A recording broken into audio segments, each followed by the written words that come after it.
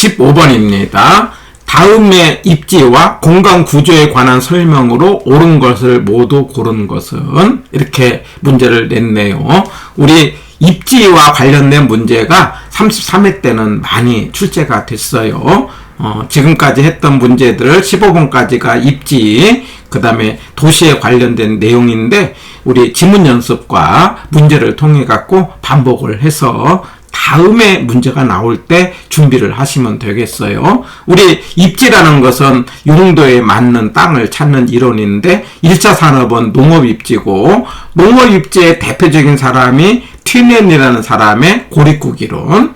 그래서 수송비, 위치가 중요하다. 이 튀넨의 생각을 나중에 도시로 확장시킨 사람이 입찰지대, 그 다음에 마찰비용, 그 다음에 주운지대, 이런 식으로 발전을 하는 거예요. 위치를 강조를 하는 거죠. 그 다음에 이제 두 번째, 공업입지라는 것은 2차 산업은 말하자면 공장을 어디로 만들 거냐, 두 사람이 있는데 하나는 베버라는 사람과 하나는 르시라는 사람이에요. 그래서 베버는 최소 비용이 가장 적게 드는 쪽에다가 공장을 만들자. 그 비용이라는 게 운노집 이렇게 해주세요. 운송비, 노동비, 집적 이익을 고려를 해가지고 그 세 개를 전체를 고려해서 비용이 최소가 되는 지점에다가 공장을 만들자라고 하는 게 베버의 최소 비용 이론. 이거 맞는 지문이죠? 이제 두 번째, 베버가 이렇게 공급 쪽을 이야기를 한다면은 수요 쪽에서 르시라는 사람이, 르시라고도 나오고요, 르쉬라고도 나오는데, 이게 독일어기 때문에 발음이 이제 어떻게 하느냐에 따라 어떨 때는 시 또는 슈 이렇게 나옵니다. 수요가 가장 큰 쪽에다가 공장을 만든 것은 수익을 얻으려고 하는 거다. 그러면은 수요가 많아야 된다. 최대 수요, 이렇게 설명을 하죠. 그래가지고 수요 측면에서 경제활동의 공간 조직과 상권 조직을 파악을 했다. 맞는 지문이죠. 그래서 베버의 최소 비용 이론, 베버 해가고 비읍에서 비읍, 르시의 시옷, 수요에서 시옷 이렇게 연상해서 우리가 공업입지는 두 사람 꼭 기억을 하고요. 그 다음에 세 번째, 우리 상업입지는 우리 5사람 앞에서 중간에 많이 해왔지 않습니까? 크래커헌, 크리스탈러의 중심지. 그 다음에 두 번째, 네일리의 인력. 세 번째, 컨버스의 분기점. 네 번째, 허프의 확률. 그리고 다섯 번째, 넬시라는 사람이 소매 입지를 통해 갖고 매출액이 최대가 되려고 한다면 최대 이익을 위해서 어디로 가야 될 것인가를 설명한 사람이 넬슨의 소매 입지론이다. 그래서 3번, 이것도 맞는 말이고, 바로 이 8가지를 제시를 하는 과정에서 양립성을 강조했다. 이렇게 이야기했어요. 양립성이라는 것은 고객을 주고받고 한다. 서로 옆집과의 관계가 어울려야 된다. 이렇게 설명한 것. 그래서 5사람, 크래커넬, 그 다음에 중인분학소, 이렇게 기억하고요. 그 다음에 리을에 가서 도시 공간 구조를 설명한 사람이 3사람이잖아요. 3개잖아요. 동선다. 동심원, 선영, 다핵심. 동심원은 버제스, 선영은 호이트, 그 다음에 다핵심은 해울이에요. 그래서 해리스와 울만. 이 해리스 울만은 두 사람인데, 다핵심, 도시가 만들어지는데 핵이 여러 개 있다는 거죠. 그래서 업종이 이제 동일업종, 동종일 때는 모여있다, 집중. 업종이 다를 때, 이종일 때는 분산. 이러면서 몇 개의 핵으로 도시가 만들어졌다 설명한 사람이 두 사람에 해당되는 해울이에요. 그래서 니을이 맞고, 그렇다면 15번은 다 맞는 거니까 정답은 5번이 되는 거죠. 우리 도시 공간 구조 우리 앞에서도 정리를 해봤습니다만은 버제스라는 사람이 동심원, 원이 5개 모양으로 도시가 퍼져갔는데 우리 원 5개 이름이 중전남아 저 고통스러워요, 중심업무지구, 전이지구, 저소득, 고소득, 통근자, 이렇게 5개 원 모양으로 퍼져갔다. 라고 설명한 것이 버제스의 동심원. 그런데 이제 두 번째 해당되는 호이트라는 사람이 교통로를 따라서 도시가 퍼져갔다. 선형, 부채선자라고 그랬죠? 교통로를 따라서 퍼져갔다. 그런데 동심원 때는 저소득층이 교통이 좋은 곳에 갔다면은 고소득층이 교통이 좋은 곳에 가는 것은 선형 때 상황이 달라진 거죠. 버제스는 1920년대 시카고를 중심으로 했다면은 선형은 전국의 도시를 가지고 1930년대 미국을 설명하는 말이다. 이렇게 해서 우리 도시 공간 구조, 그 다음에 입지 반복을 해 보시길 바라고 15번의 정답은 5번이 되겠습니다. 자, 15번의 지문 연습에서는요, 우리 공업 입지에 관련된 두 사람을 조금 더 세부적으로 한 번 더 확인을 해 보는 거죠. 자, 1번. 최소 비용에서는요, 비용이라는 게 뭐라고 한다? 운노집, 운송비, 노동비, 인건, 이제 직접 이익인데, 운송비를 수송비라고 할 수도 있죠? 노동비를 인건비라고 할 수가 있어요? 직접 이익의 순서로 최소가 된다. 그러면 틀렸다는 거예요. 그러니까 생산 비용이, 생산비는 운송비, 노동비, 직접 이익인데, 전체가 최소가 되기를 바란다면은 수송비는 최소가 되고요. 예. 그 다음에 인건비도 최소가 되고 대신에 직접 이익은 모여 있을 때 이익은 최대가 돼야 되겠죠. 그래서 전체적으로 최소가 돼야 된다. 이렇게 설명을 해야 됩니다. 순서적으로 최소가 된다. 이 말이 틀렸다는 것. 예. 그 다음에 2번. 최소 비용 이론은 다른 생산 요소가 동일하다면, 이제 노동비와 인건비, 그 다음에 집적이 동일하다면, 수송비는, 이제 수송비를 가지고 설명을 할 때, 이제 원료와 제품의 무게, 그 다음에 원료와 제품의 수송되는 거리에 의해 결정된다. 이렇게 설명을 했어요. 맞는 지문. 자, 그럴 때 3번에 가서 운송비 변수말을 고려할 때, 바로 이 식, AX 더하기 BY 플러스 CZ의 값이 최소가 되는 지점으로 결정을 했다. 자, 여기서 A, B는요, 원료로부터 공장 입지까지의 거리, C는 이제 공장부터 소비 입지까지, 시장까지의 거리.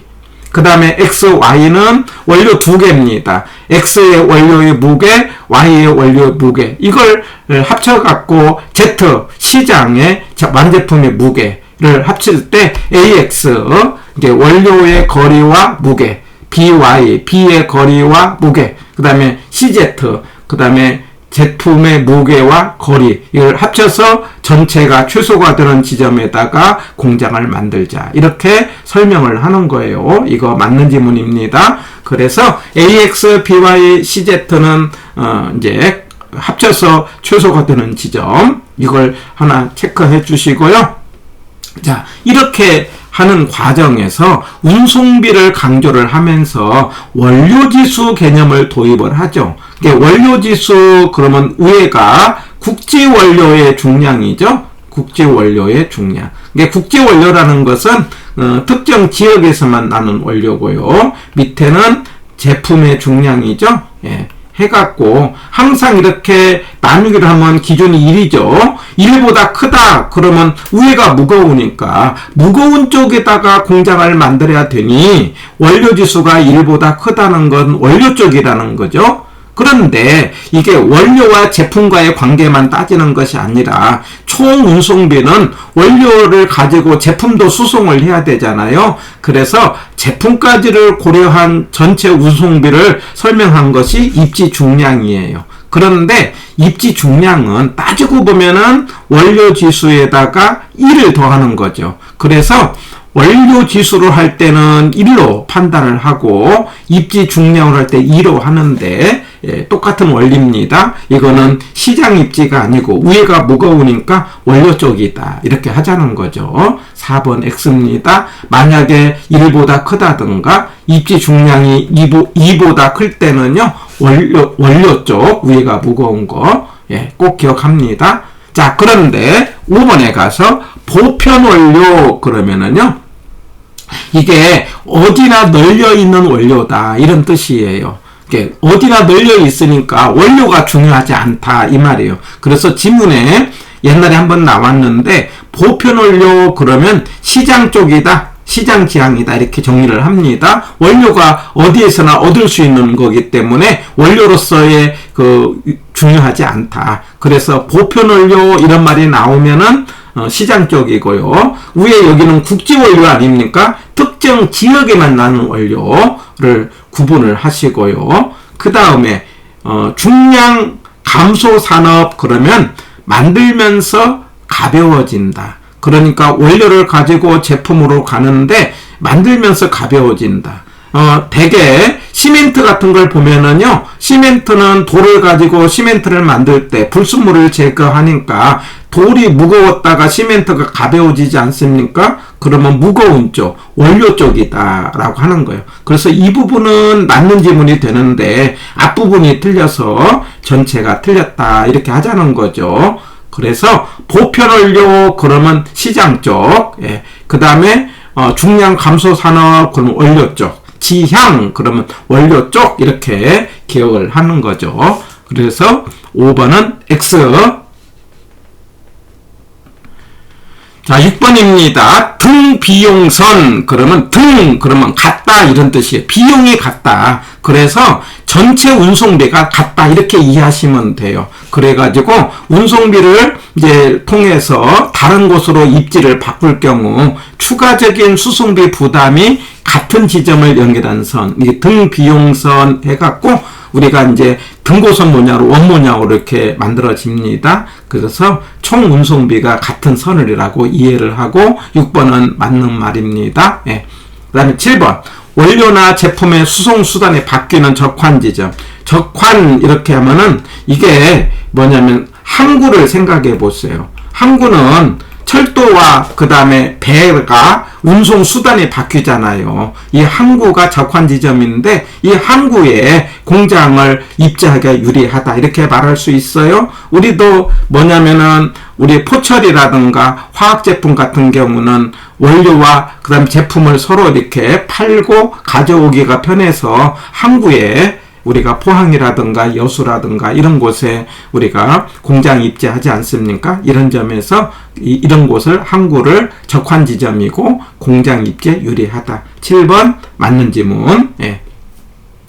이제 여기까지에서 공호 입지를 봤다면은 8번, 9번은 이제 수요 측면에서 그러니까 8번이 틀렸는데 이게 공급 측면이 아니고 공급 측면을 이야기한 것은 베버라는 사람이죠. 수요 측면에서 시장 확대 가능성이 가장 높은 곳에다가 공장을 만들자. 이렇게 해서 이제 8번이 이제 틀린 거고요. 9번은 이제 뭐냐면 이게 틀렸는데 그러면 수요가 가장 최대한다. 이게 이 말은 맞아요. 그런데 전제가 있죠.